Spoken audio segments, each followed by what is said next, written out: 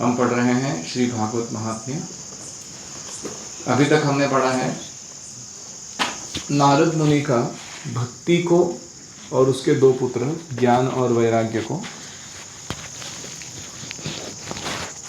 तारुण्यावस्था पर प्रदान करने का प्रयास कि कैसे वो वापस तरुण बन जाए। तो भक्ति देवी तो वृंदावन में आने के कारण थोड़ी तरुण दिख रही है, ज्ञान वैराग्य बूढ़े जर्जर ऑलमोस्ट कोमा में चले गए हैं ऐसा लग रहा है। उनकी नींद इतनी प्रबल है कि वो उठ नहीं पा रहे उसमें से। और नारद मुनि ने अपनी तरफ से बहुत सारे उपाय किए, लेकिन वे दोनों उठ नहीं पाए, वृद्धावस्था दूर नहीं कर पाए। ये देखकर नारद मुनि को बड़ा चिंता होने लगा। उन्होंने भगवान का स्मरण किया। जब वो तीव्रता से भगवान का स्मरण करने लगे तो एक आकाशवाणी हुई, हे मुने खेद मत करो, तुम्हारा यह उद्योग निस्संदेह सफल होगा। देवर्षे, इसके लिए तुम्हें एक सत्कर्म करना होगा। वह सत्कर्म क्या है? यह संत शिरोमणि महानुभाव, कोई महान भक्त तुमको बताएंगे। उस सत्कर्म का अनुष्ठान करते ही क्षण भर में इनकी नींद और वृद्धावस्था चली जाएगी और सर्वत्र भक्ति का प्रसार होने लगेगा। ये आकाशवाणी सभी को साफ सुनाई दी। नारद जी को भी बड़ा विस्मय हुआ, आश्चर्य हुआ। वे कहने लगे, मुझे तो इसका कुछ आशय समझ में नहीं आया। कौन है वो व्यक्ति, क्या अनुष्ठान है, किसको जाके मिलना है कुछ क्लियर नहीं है ना। तो आकाशवाणी ने गुप्त रूप में बात कही, यह नहीं बताया कि कौन सा साधन किया जाए। वे संत न जाने कहाँ मिलेंगे, किस प्रकार उस साधन को बताएंगे। इस आकाशवाणी ने जो बताया है उसके अनुसार मुझे क्या करना चाहिए, ऐसा नारद मुनि सोच रहे हैं। शौनक जी तब ज्ञान वैराग्य दोनों को वहीं छोड़कर नारद मुनि वहाँ से चल पड़े और प्रत्येक तीर्थ में जा जाकर मार्ग में मिलने वाले अन्य मुनियों से वह साधन पूछने लगे। अभी देखो नारद मुनि का क्या डेडिकेशन है। कोई किसी को बुढ़ापा आया है, नींद आ रही है, उनको दुख दूर करने के लिए वो भटक रहे, उपाय कहाँ है। उनकी इस बात को सुनते तो बहुत सारे मुनि इस विषय में कोई निश्चित उत्तर नहीं दे पाते। क्या प्रश्न था उनका कि भक्ति के दो पुत्र ज्ञान वैराग्य निश्चेष्ट हैं, वृद्धावस्था को प्राप्त किए हैं, इनका बीमारी को कैसा दूर किया जाए। इस प्रश्न के जवाब में कुछ लोगों ने कहा कि हमको निश्चित उत्तर नहीं मालूम। कुछ लोगों ने कहा ये असाध्य है क्योंकि कलयुग आ चुका है, ये होने वाला ही नहीं है, ये ज्ञान वैराग्य आगे उठेंगे नहीं। कुछ लोगों ने कहा इसका ठीक ठीक पता लगाना ही कठिन है। कुछ लोग सुनकर ही प्रश्न चुप रह गए और कुछ लोग अपनी ही अवज्ञा होने के भय से बात को टाल टूल कर खिसक गए। मतलब कोई भी मुनि पूरे तीर्थ क्षेत्रों में इस बात का सही उत्तर नहीं दे पाया। त्रिलोकी में महान आश्चर्यजनक हाहाकार मच गया। लोग आपस में कानाफूसी करने लगे, भाई जब वेद ध्वनि वेदांत घोष बार बार गीता पाठ सुनने पर भी भक्ति ज्ञान वैराग्य ये तीनों नहीं जगाए जा सके, तब तो और कोई उपाय है ही नहीं। ऐसी बात फैलने लगी समाज में। स्वयं योगीराज नारद जी को जिस बात का ज्ञान नहीं, उसे दूसरे संसारी लोग कैसे बता सकते हैं, है कि नहीं। नारद मुनि का स्टेचर क्या है। इस प्रकार जिन जिन ऋषियों को इस विषय में पूछा गया, उन्होंने निर्णय करके यही कह दिया कि ज्ञान वैराग्य का वापस उठना अभी दुस्साध्य है, यह होने वाला नहीं। तब नारद जी बड़े चिंतातुर हुए, बद्रीवन में आ गए, बद्रिकाश्रम। क्यों? क्योंकि उनके मेंटर उधर रहते हैं, व्यासदेव, और उन व्यासदेव के डेटी भी उधर ही रहते हैं, नर नारायण ऋषि। तो पावरफुल जगह है उनके लिए, नारद मुनि के लिए। कोई भी प्रॉब्लम होता है लाइफ में तो ये दोनों के पास जाने का। ज्ञान वैराग्य को जगाने के लिए वहाँ उन्होंने यह निश्चय किया कि मैं बद्रिकाश्रम में बैठ के तप करूँगा। इसी समय उन्होंने अपने सामने करोड़ों सूर्यों के समान तेजस्वी सनक आदि मुनीश्वर दिखाई दिए। सनक आदि मतलब सनक, सनातन, सनंदन, संत कुमार, चारों ब्रह्मा के पुत्र नारद मुनि को दिखाई दिए। कैसे दिख रहे थे वो? करोड़ों सूर्यों के समान तेजस्वी लग रहे थे। इतना तपस्या ब्रह्मचर्य का तेज था उनका। नारद जी ने कहा, महात्माओं, इस समय बड़े भाग्य से मेरा आप लोगों से समागम हुआ, मिलना हुआ। कृपा करके मुझ पर शीघ्र ही साधन बता दीजिए। आप लोग बड़े बुद्धिमान हैं, योगी हैं, विद्वान हैं, देखने में 5-5 वर्ष के बालक जैसे दिखाई पड़ते हैं, क्योंकि फिर भी पूर्वजों के भी पूर्वज है आप, क्योंकि ब्रह्मा जी के पुत्र हैं ना, स्टार्ट में ही जन्म हुआ है उनका ब्रह्मांड के। उनके बाद बहुत सारे सहस्त्र युग पर्यंतम हरियद वो सब बहुत सारे युग के चले गए, तो इसलिए इनको उठाया जाए। यहाँ खड़े रहिए। If you feel sleepy please stand up. हाँ, बोलने की ज़रूरत नहीं पड़नी चाहिए क्लास में। इट्स एन एटिकेट कि हरि कथा में सोते नहीं हैं। हरि कथा में सोना ये मांस खाना व्यभिचार करने से भी भयंकर पाप माना जाता है। It's a very grave offence. जैसी नींद आती है उठ के साइड में खड़ा रहना। तो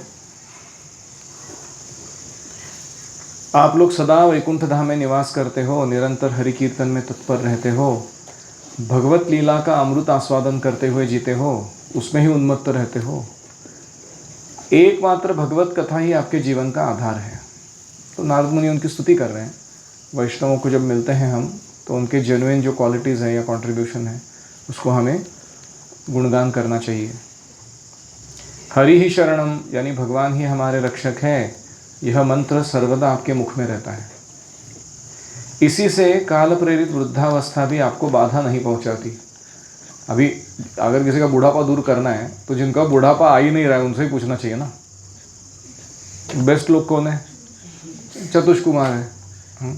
तो इसलिए वो कह रहे हैं कि जो काल प्रेरित वृद्धावस्था है वो आपको बाधा ही नहीं पहुंचाती, और यही मेरे को सोल्यूशन चाहिए। किधर से मिला ये आपको क्वालिटी, ये मुझे जानना है। एक्चुअली नारद मुनि के जीवन में भी ऐसा हुआ था कि दोनों, जरा और निद्रा, दोनों ने अप्रोच किया था उनको, विवाह करेंगे क्या पूछने के लिए।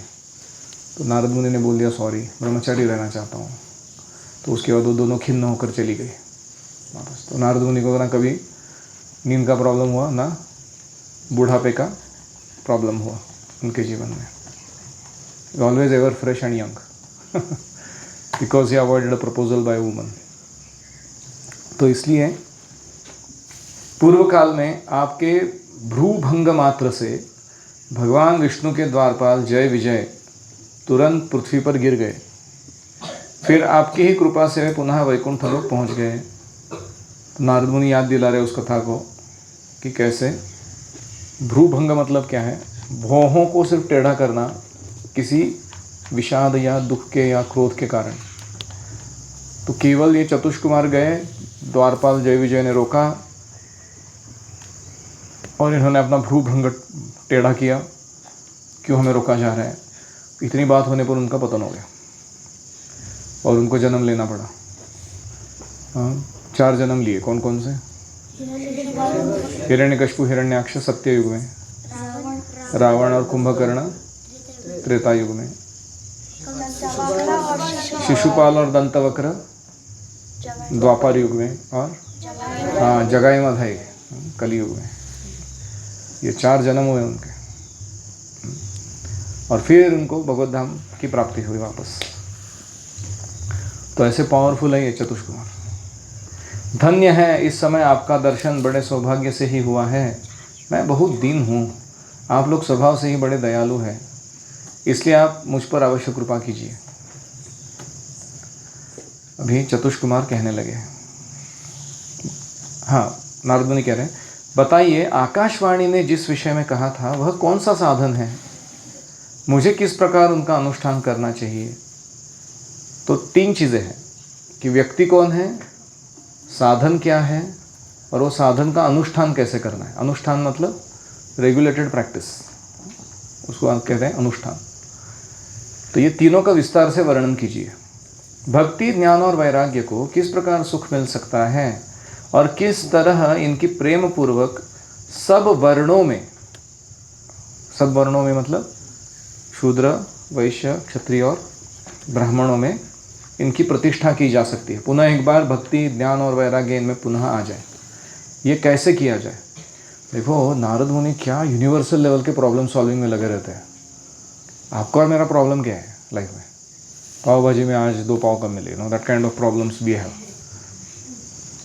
Narad Muni is what scale he is functioning at, कि मानव समाज में वर्णाश्रम पद्धति में ज्ञान भक्ति वैराग्य की प्रतिष्ठा कैसे हो ताकि लोगों का भला होता रहे। ऐसे प्रॉब्लम सॉल्विंग के लिए अगर वो कर रहे काम, तो कितने महान होंगे वो। You can see how great you are by looking at what problems are you trying to solve. अपने जीवन में तुम कौन सी समस्या को महसूस कर रहे हो और कौन सी समस्या को सुलझाने का प्रयास करो, उसका स्केल स्कोप स्ट्रक्चर देख के तुमको पता चलेगा कि तुम्हारा लेवल क्या है, हाउ ग्रेट यू आर। तो जो छोटे लोग होते हैं उनकी छोटी मोटी समस्याएं होती हैं, जो महान लोग होते हैं उनकी प्रॉब्लम सॉल्विंग का क्षमता भी और उनके प्रॉब्लम्स का लेवल भी वो अलग ही रहता है कुछ। तो सनकादि ऋषियों ने कहा, अभी वो बोलने लगे, देवर्षि आप चिंता ना करें, मन में प्रसन्न हो जाएं, इनके उद्धार का एक सरल उपाय पहले से ही विद्यमान है। ऐसे ढूंढने की ज़रूरत नहीं है, वो अनादिकाल से चलता आया है वो उपाय, अभी हम आपको बताएंगे। नारद जी आप धन्य हैं, आप विरक्तों के शिरोमणि हैं। धन्य बनने के लिए क्या होना पड़ेगा? पहले विरक्ति चाहिए। अगर मटीरियल डिटैचमेंट नहीं है तो धन्य कहाँ से होंगे? श्री कृष्ण दासों के शाश्वत पथ प्रदर्शक और आप भक्ति योग के भास्कर हैं, मार्गदर्शक हैं। भा करह, भक्ति पथ को एनलाइटन करने वाले, प्रदर्शित करने वाले अपने प्रकाश से ज्ञान के, ऐसे नारद मुनि हैं। जैसे ध्रुव महाराज को पता नहीं था कि उनको चाहिए था रिवेंज, लेकिन उनको क्या प्रदान किया गया? भक्ति, नारद मुनि के द्वारा। प्रहलाद महाराज तो असुर परिवार में जन्म लिए, माता के गर्भ में हेल्पलेसली पड़े हुए थे, वहाँ जाके किसने उनको भक्ति पथ का मार्गदर्शन दिया? नारद मुनि ने। तो ऐसे महान डिसाइपल्स हैं नारद मुनि के, एक से एक। तो इसलिए सनक आदि उनकी स्तुति कर रहे हैं। आप भक्ति के लिए जो उद्योग कर रहे हैं, यह आपके लिए कोई आश्चर्य की बात नहीं समझनी चाहिए। क्यों नहीं समझनी चाहिए? भगवान के भक्त के लिए तो भक्ति की सम्यक स्थापना करना सदा उचित ही है। भक्त किस लिए प्रयास करेंगे समाज में? भक्ति देवी की स्थापना हर हृदय में, हर घर में हो जाए, इसके लिए प्रयास करेंगे। इसमें क्या अजीब बात है? भक्त तो यही करेंगे ना। इसलिए आप जैसे श्रेष्ठ भक्त ये कार्य कर रहे हैं, इसमें कोई आश्चर्य की बात नहीं। ऋषियों ने संसार में अनेकों मार्ग प्रकट किए हैं, किंतु वे सभी कष्ट साध्य है। कष्ट साध्य मतलब बहुत मेहनत से प्राप्त होता है फल, और परिणाम में प्रायः स्वर्ग की ही प्राप्ति करा देते हैं। ज़्यादातर मार्ग कैसे हैं ऋषियों ने बताए हुए? ज़्यादा से ज़्यादा स्वर्गलोक तक जा सकते हो। कहाँ है स्वर्गलोक? भूलोक, भूवरलोक, स्वर्गलोक, फिर मह तप सत्य इत्यादि। हाँ, जन मह तप सत्य। और ब्रह्मांड के बाहर तो नहीं जा रहा ना व्यक्ति, अंदर ही बैठा हुआ है। जो भी मिल रहा है उसको जेल के अंदर ही मिल रहा है। पहले B क्लास जेल में था, अभी A क्लास जेल में चला गया वो लेकिन जेल में ही बैठा हुआ है। तो ये कौन सा महान उपलब्धि है, अचीवमेंट है? अभी तक भगवान की प्राप्ति कराने वाले का मार्ग तो गुप्त ही रहा है। अभी तक मतलब कब तक? भगवान स्वयं भगवत धाम चले गए हैं और भागवत का अवतार जो हुआ है वो जन सामान्य तक पहुंचा नहीं है, उसके बीच का ही पीरियड है। तो इसलिए ये मार्ग गुप्त है। इसका उपदेश करने वाला पुरुष प्रायः भाग्य से ही मिलता है। तो ऐसा व्यक्ति जो भागवत कथा कहे शुद्ध रूप से, ऐसा व्यक्ति मिलना ही बहुत दुर्लभ है इस जगत में। आपको आकाशवाणी ने जिस सत्कर्म का संकेत किया है उसे हम बतलाते हैं। आप प्रसन्न और समाहित चित्त होकर सुनिए। क्लास कैसे सुनना है? प्रसन्न और सुसमाहित, सारे अटेंशन को एक जगह लाकर उस विषय पर डालना, उसको क्या कहते हैं? सुसमाहित होकर चित्त को एकाग्र करके सुनना।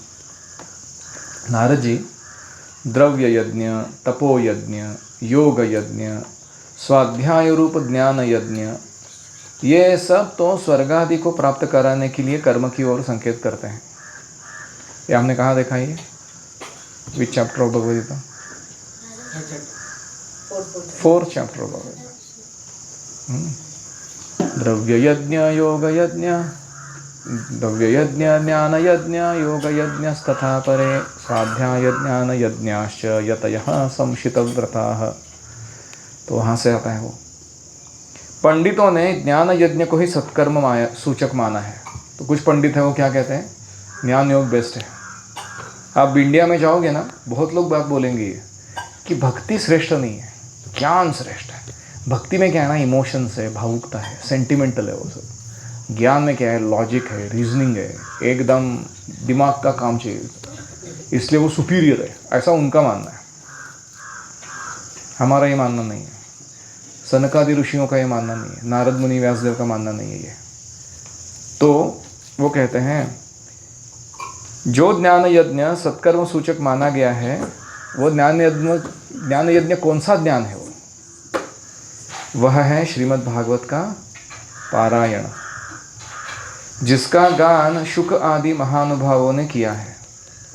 तो सुखदेव गोस्वामी ने जो श्रीमद् भागवतम सुनाया है मनुष्य समाज में, उसका जो व्यक्ति गान करेगा और उसको जो व्यक्ति सुनेगा, ये दोनों क्या कर रहे हैं? ज्ञान यज्ञ, sacrifice of gaining transcendental knowledge। Shrimad Bhagavatam के शब्द सुनने से ही भक्ति, ज्ञान और वैराग्य को बड़ा बल मिलेगा। तो what are the benefits of hearing Bhagavatam? Number 1, भक्ति, ज्ञान और वैराग्य हृदय में ताकतवान बनेगा, प्रबल बनेगा। इससे ज्ञान और वैराग्य का कष्ट मिट जाएगा और भक्ति को आनंद मिलेगा। किससे? श्रीमद् भागवत का पारायण करने से। सिंह की गर्जना सुनकर जैसे भेड़िए भाग जाते हैं, उसी प्रकार श्रीमद् भागवत की ध्वनि से कलियुग के सारे दोष नष्ट हो जाएंगे। बड़ा पावरफुल बेनेडिक्शन। तो जो व्यक्ति कथा में सुनता है, श्रवण करता है, उसके जीवन में कलियुग अपना प्रभाव नहीं दिखा पाएगा। ज्ञान वैराग्य संयुक्ता भक्ति प्रेम रसावह प्रतिगेहम प्रतिजनम ततः क्रीडाम करिष्यति। तब प्रेम रस प्रवाहित करने वाली भक्ति ज्ञान और वैराग्य को साथ लेकर प्रत्येक घर और प्रत्येक व्यक्ति के हृदय में क्रीड़ा करेगी। तो ये सीक्रेट प्रभुपाद जी को पता था कि अगर भगवान के संदेश को, भागवत को लोग ग्रहण करेंगे तो उनका हृदय शुद्ध होगा और उस शुद्ध हृदय में भक्ति का संचार होगा और सारा जगत जो है वो वैकुंठ में परिवर्तित हो जाएगा। ये सीक्रेट प्रभुपाद जी को पता था, इसलिए वो अपने पोएम में लिखते हैं ना, क्या लिखते हैं? कथा के बारे में कुछ कहते हो, क्या लाइन लिखते हो?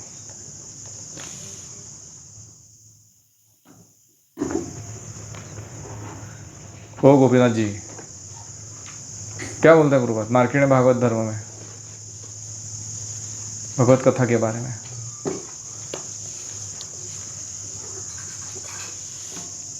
अरे तू तो हमारा वैष्णव गीत आचार्य है इधर का, तेरे कोई नहीं आता?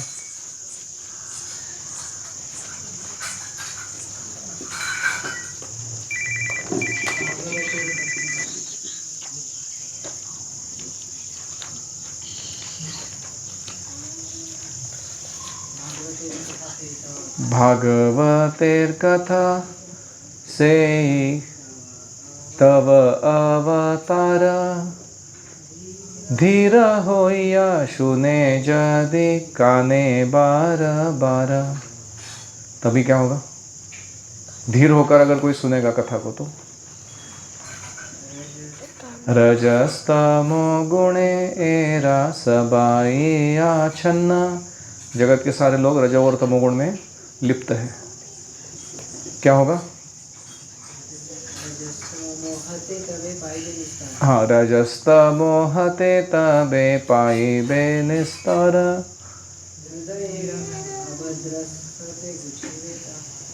हृदयेरा भद्र सबे घुचिबे ताहारा। हृदय के सारे अभद्र दूर हो जाएंगे केवल कथा सुनने मात्र से। नारद जी ने कहा, मैंने वेद वेदांत की ध्वनि गीता पाठ करके इनको बहुत जगाया, ज्ञान वैराग्य को, परंतु फिर भी ये तीनों नहीं जगे। ऐसी स्थिति में जो जगा ही नहीं है, सोया हुआ है, ये भागवत सुनने के लिए कैसे जाएंगे? इंटरेस्टिंग क्वेश्चन है ना। आदमी अगर सो रहा है, क्लास में कैसे अटेंशन देगा? क्योंकि उस कथा के प्रत्येक श्लोक और प्रत्येक पद में तो वेदों का ही सारांश है। आप लोग शरणागत वत्सल हो, आपका दर्शन कभी व्यर्थ नहीं होता, इसलिए मेरा यह संदेह दूर कीजिए। Sleepy fellows, how will they get purified? Bye hearing कथा। इंटरेस्टिंग क्वेश्चन है। इस कार्य में विलंब ना कीजिए, ये बताइए। सनक आदि ऋषि ने कहा, श्रीमद् भागवत की कथा वेद और उपनिषदों के सार से बनी है। आप समझते हो, जैसे आपने घास खिलाया गाय को, गाय ने उसको दूध में परिवर्तित किया, और दूध का आपने गाढ़ा बनाते बना रबड़ी बनाया, बासुंदी बनाया, ठीक, तो उसको क्या कहें? सार है। तो वेद और उपनिषद का सार क्या है? भागवत। इसलिए उनसे अलग उनकी फलरूपा होने के कारण यह श्रीमद् भागवत की कथा बड़ी उत्तम जान पड़ती है। जिस प्रकार रस वृक्ष की जड़ से लेकर शाखा पर्यंत रहता है, शाखा अग्र पर्यंत। रस मतलब जो सैप बोलते हैं ना हम लोग, अन्न रस जो पेड़ों का पोषण कर रहा है, वो उसके मूल से लेकर शिखा के अग्रभाग तक सब जगह रहता है रस। वही रस अलग होकर जब फल के रूप में आ जाता है, तब वो संसार में सभी को प्रिय लगता है कि नहीं? दूध में घी रहता है, किंतु उस समय उसका अलग स्वाद नहीं मिलता, लेकिन जब वो अलग किया जाता है तब देवताओं के लिए भी स्वादवर्धक हो जाता है, तो देवता भी उसको घी के रूप में स्वीकार करते हैं अपने आहुतियों को। खांड ईख के और छोर और बीच में भी व्याप्त है। खांड मतलब मिश्री, क्रिस्टलाइन शुगर, बड़े बड़े क्रिस्टल्स किसमें है? गन्ने में है। ईख मतलब गन्ना, नहीं बताया शब्द? इक्षु, ये संस्कृत शब्द से आता है ईख। तथापि अलग होने पर उसकी कुछ और ही मिठास होती है, लेकिन जब एक्चुअल खांड खाने को मिलती है तो अच्छा लगता है। वाह, क्या इसेंस है ये पूरे। इतना बड़ा लंबा गन्ना खाने से अच्छा क्या है, एक खांड खा लो और वही सारा जूस और इसेंस सब मिल जाएगा तुमको। ऐसी ही श्रीमद् भागवत की कथा है। सारा वेद वेदांत उपनिषद सुनने से अच्छा क्या है? भागवत कथा सुनो। यह भागवत पुराण वेदों के ही समान है। श्री व्यासदेव ने इसे भक्ति, ज्ञान और वैराग्य की स्थापना के लिए प्रकाशित किया है। पूर्व काल में वेद वेदांत के पारगामी, गीता का भी रचना करने वाले भगवान व्यासदेव खिन्न होकर अज्ञान समुद्र में गोते खा रहे थे। तब आप ही ने उनको 4 श्लोकों में भागवत का उपदेश दिया था। उसे सुनते ही व्यासदेव की सारी चिंता दूर हो गई थी। फिर आप में इसको आश्चर्य क्यों हो रहा है जो हमसे आप प्रश्न कर रहे हो? आपको उन्हें शोक और दुख का विनाश करने वाला श्रीमद् भागवत पुराण ही सुनाना चाहिए। नारद उवाच, हे महानुभावों, आपका दर्शन जीव के संपूर्ण पापों को तत्काल नष्ट कर देता है। संसार दुख दावानल से जो तपे हुए हैं उन पर शीघ्र ही शांति की वर्षा करता है। दर्शन एक वैष्णव का। आप निरंतर शेष जी के सहस्त्र मुखों से गाए हुए भगवत कथामृत का ही पान करते रहते हैं। ये चतुष कुमारों को भगवत कथा कहाँ सुनने मिलती है? अनंत शेष से। वो अनंत शेष अपने सहस्त्र फणों से कथा बोलते रहते हैं और ये लोग बैठ के सुनते रहते हैं। मैं प्रेम लक्षणा भक्ति का प्रकाश करने के उद्देश्य से आपकी शरण लेता हूँ। जब अनेकों जन्मों के संचित पुण्य पुंज का उदय होने से मनुष्य को सत्संग मिलता है, तब उसके अज्ञान जनित मोह मद रूप अंधकार का नाश करने के विवेक उदय होता है। सरल भाषा में कहना है तो पुण्य जब बढ़ता है तो सत्संग मिलता है। सत्संग करने से भागवत कथा उसमें सुनने से अज्ञान से निर्माण हो गया जो मोह है नष्ट हो जाता है, और मद से उत्पन्न हुआ जो अंधकार है हृदय में वो भी नष्ट हो जाता है। और किसका उदय होता है? विवेक। विवेक मतलब डिस्क्रिमिनेशन पावर, क्या सही है क्या गलत है वो समझने की क्षमता। इति श्री पद्म पुराणे उत्तरखंडे श्रीमद्भागवत महात्म्ये कुमार नारद संवादो नाम द्वितीयोऽध्यायः। इस प्रकार दूसरा अध्याय समाप्त हुआ पद्म पुराण के उत्तरखंड में श्रीमद्भागवत महात्म्य के अंतर्गत। किसी का कोई प्रश्न है या कमेंट है?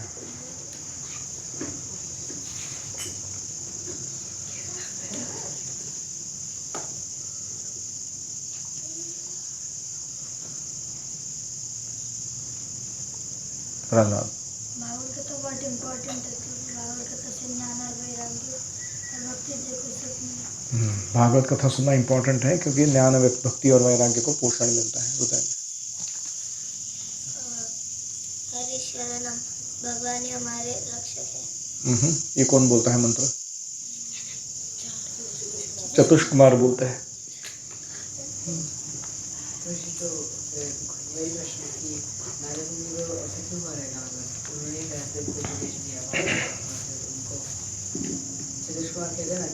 आपने ही कथा का मार्ग बताया था, आप भूल कैसे गए हो? ऐसे देखो क्या है ना, ऐसे बहुत बार होता है कि किसी चीज़ का महात्म्य अगर प्रकट करना है तो उसको अलग अलग रूप से, अलग अलग प्रसंगों से, अलग अलग कारणों से पुनः पुनः सामने लाके रखा जाता है। तो भागवत कथा का महात्म्य ऐसा ही है कि कभी चतुष्कुमारों के मुख से, कभी नारद जी के मुख से, कभी व्यासदेव के मुख से, कभी शुकदेव गोस्वामी के मुख से, कभी परीक्षित महाराज के मुख से, कभी सुत गोस्वामी के मुख से, अलग अलग लोगों ने अलग अलग टाइम फ्रेम, हिस्टोरिकल लोकेशंस में, अलग अलग जगहों पर जो भागवत का महात्म्य कथा कहा है वो हम सुनेंगे तभी हमको विश्वास होगा ना कि इनके इतने रिकमेंडेशंस आ रहे हैं। एक ट्रस्ट पायलट करके वेबसाइट है, अगर आपको कोई प्रोडक्ट खरीदना है, कोई सर्विस लेना है तो लोग उसको आके सर्च करते हैं कि मैं इस व्यक्ति को मेंटर के रूप में लूँ कि नहीं, इस प्रोडक्ट को स्वीकार करूँ कि नहीं, और लोग उधर अपना ये डालते हैं, रेटिंग डालते हैं, 5 स्टार रेटिंग, 4 स्टार रेटिंग। तो ऐसे ही ये जो अलग अलग पुराणों में, अलग अलग कॉन्टेक्स्ट में ये जो कथाएं आती हैं वो इसका ही काम करती है, हमारे ट्रस्ट को बढ़ाने का, और इसलिए ऐसा आयोजन किया जाता है। यस।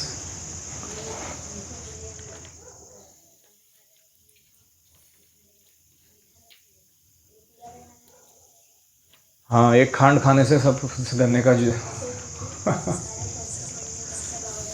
कार है, इसलिए सारे वेद पुराण पढ़ने का समय नहीं है, नो प्रॉब्लम। आप गुरुकुल में जब तक हो 8 साल 8 वर्ष पूरा भागवत सुन के जाइए एक बार। उससे क्या होगा, सारे वेद और उपनिषदों का सार आपके मन में रहेगा, हृदय में धारण कर पाओगे। इंटरेस्टिंग। इसलिए हमारे गुरुकुल का नाम क्या है? भागवत गुरुकुल। हम लोग यहाँ ज्योतिष या आयुर्वेद गुरुकुल नहीं है, मेनली हम भागवत गुरुकुल है। तो जहाँ भागवत कथा सुबह शाम होती रहेगी ऐसे जगह पे आपको डाला गया। और कोई?